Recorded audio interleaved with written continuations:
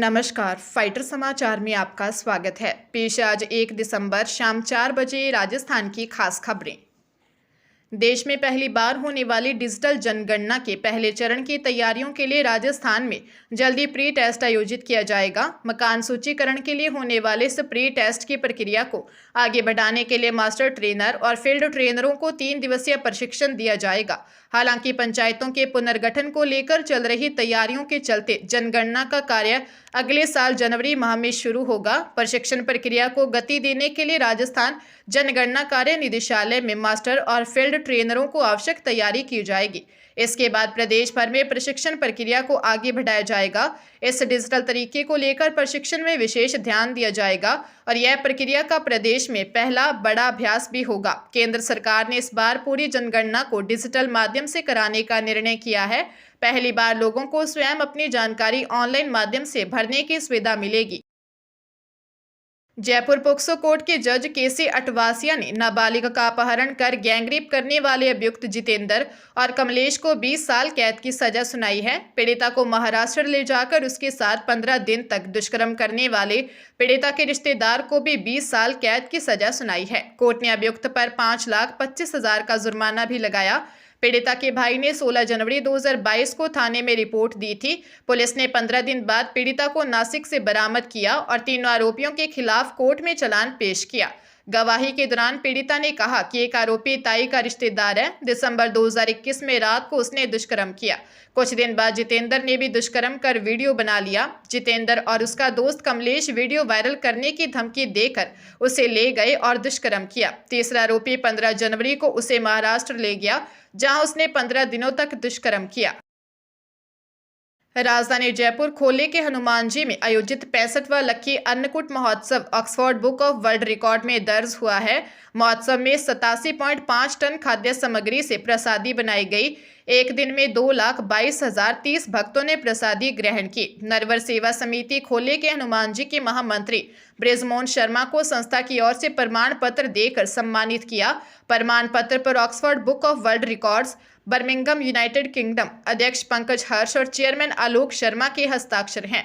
प्रमाण पत्र में उल्लेखित किया गया कि दुनिया के सबसे बड़े हनुमान भोग का वर्ल्ड रिकॉर्ड बनाने के लिए एक ही दिन में 2,22,000 से अधिक भक्तों ने प्रसादी पाई। खोले के हनुमान जी मंदिर में अन्नकूट महोत्सव की शुरुआत 1971 में 5 किलो अन्न से हुई थी, जो अब 87.5 टन तक पहुंच गया है। पीटीआई भर्ती 2022 में चयनित सभी अभ्यर्थियों के दस्तावेजों का फिर से सत्यापन करने का मामला कछुआ चाल से चल रहा है। शिक्षा विभाग ने इस काम में इतनी अधिक सुस्ती दिखाई है कि जिस काम के लिए 10 दिन टाइमलाइन तय की गई थी, इसको 100 दिन से अधिक बीत चुके हैं, लेकिन अभी तक जांच पूरी नहीं हुई। पीटीआई भर्ती में 1754 अभ्यर्थियों के फर्जीवाड़े से नौकरी लगने की शिकायत और एसओजी के आए पत्र के बाद इस साल 14 अगस्त को शिक्षा विभाग ने इस भर्ती के सभी चयनित अभ्यर्थियों के दस्तावेजों का फिर से वेरिफिकेशन करने का आदेश जारी किया था।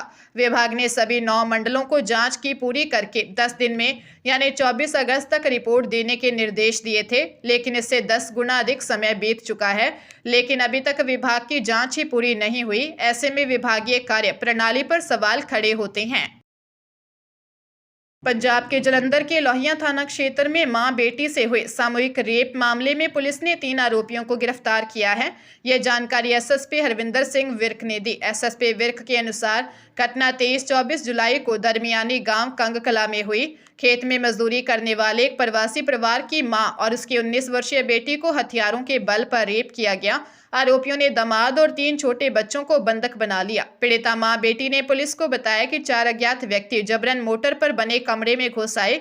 उन्होंने मारपीट की और दामाद व बच्चों को दूसरे कमरे में बंद कर दिया। इसके बाद 3 व्यक्तियों ने विधवा मां के साथ रेप किया, जबकि एक व्यक्ति ने 19 वर्षीय बेटी से कई बार बलात्कार किया। पुलिस जांच में यह भी सामने आया है कि आरोपियों ने घटना के बाद विदेशी शराब का सेवन किया था।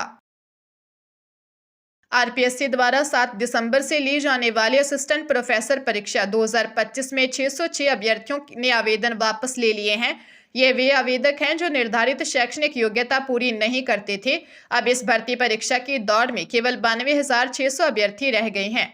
आयोग द्वारा हिंदी व अंग्रेजी सहित कुल 30 विषयों में असिस्टेंट प्रोफेसर के 574 पदों पर भर्ती के लिए नए सिरे से ऑनलाइन फॉर्म भरवाए गए थे। कुल 93,206 अभ्यर्थियों ने आवेदन किए थे। जो अभ्यर्थी निर्धारित शैक्षिक योग्यता नहीं रखते थे, उन्हें आवेदन विड्रॉ का अवसर दिया तो 606 बैक हो गए।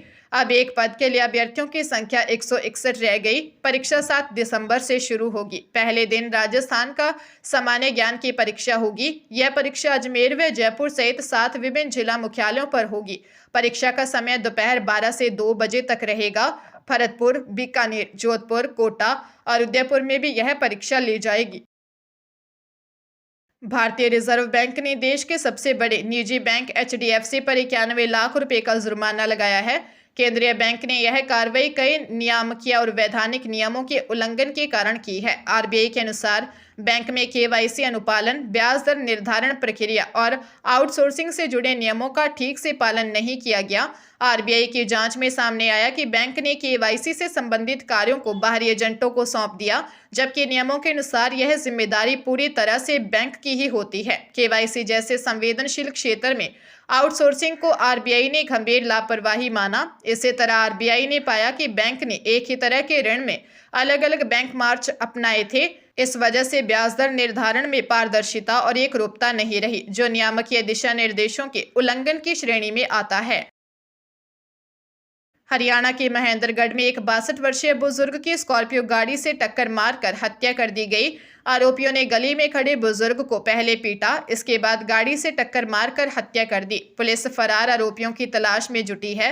वारदात कनीना के गांव नौताना की है। मृतक सूबे सिंह के भाई जोगेंद्र सिंह ने बताया कि उसका भतीजा हैप्पी अपने दोस्तों कुलदीप और नवीन के साथ गांव की मुख्य गली में नरेंद्र के घर के सामने खड़ा था। इसी दौरान गांव के ही नीरज उर्फ जस्सू, अंकित, सतेंद्र और विशाल उर्फ छोटू एक स्कॉर्पियो कार में वहां पहुंचे। वहां पर नीरज और उसके साथियों ने हैप्पी, कुलदीप और नवीन पर हमला किया। शोर सुनकर योगेंद्र और उनका बड़ा भाई सूबे सिंह मौके पर पहुंचे तो आरोपी फरार हो गए। थोड़ी देर बाद वही आरोपी दोबारा गाड़ी लेकर तेज रफ्तार में लौटे। गाड़ी नीरज ही चला रहा था। उसने सीधे सूबे सिंह को टक्कर मारकर उसकी हत्या कर दी।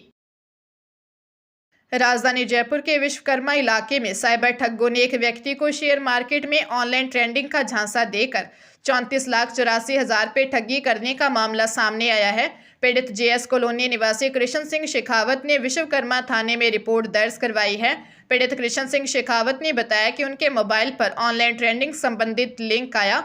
लिंक पर क्लिक करने पर ठगों ने उसने संपर्क किया और इसके बाद ठगों ने शेयर मार्केट में ऑनलाइन ट्रेडिंग का झांसा देकर 34,84,000 पे हड़प लिए। ठगों ने दोबारा मैसेज भेजा कि पुराने पैसे निकालने के लिए और पैसे जमा कराने होंगे। पुलिस ने मामला दर्ज कर जांच शुरू कर दी है। राजस्थान के शिक्षा विभाग ने एक बड़ी घोषणा की है। शिक्षा विभाग ने घोषणा की है कि आगामी सत्र 1 अप्रैल 2026 से शुरू होते ही प्रदेश के सभी राजकीय विद्यालयों में कक्षा 1 से 8 तक के विद्यार्थियों को नई पाठ्य पुस्तकें और कार्य पुस्तिकाएं उपलब्ध करवा दी जाएंगी। यह पहली बार होगा जब विद्यार्थियों को सत्र के पहले ही दिन पुस्तकें मिलेंगी। इसके अलावा कार्य पुस्तिकाओं में इस बार ग्रीष्मावकाश के दौरान सीखने से जोड़ने वाली विशेष सामग्री भी जोड़ी जाएगी। राजकीय विद्यालयों में कक्षा 3 से 8 के विद्यार्थियों का योग्यता आधारित मूल्यांकन 27 से 29 नवंबर तक होगा। इसके बाद चल रहा प्रखर राजस्थान 2.0 अभियान 23 दिसंबर तक जारी रहेगा। अगले चरण में 19 से 29 जनवरी 2026 तक ऐप आधारित ORF प्रशिक्षण के जरिए शैक्षिक सत्र का आकलन किया जाएगा।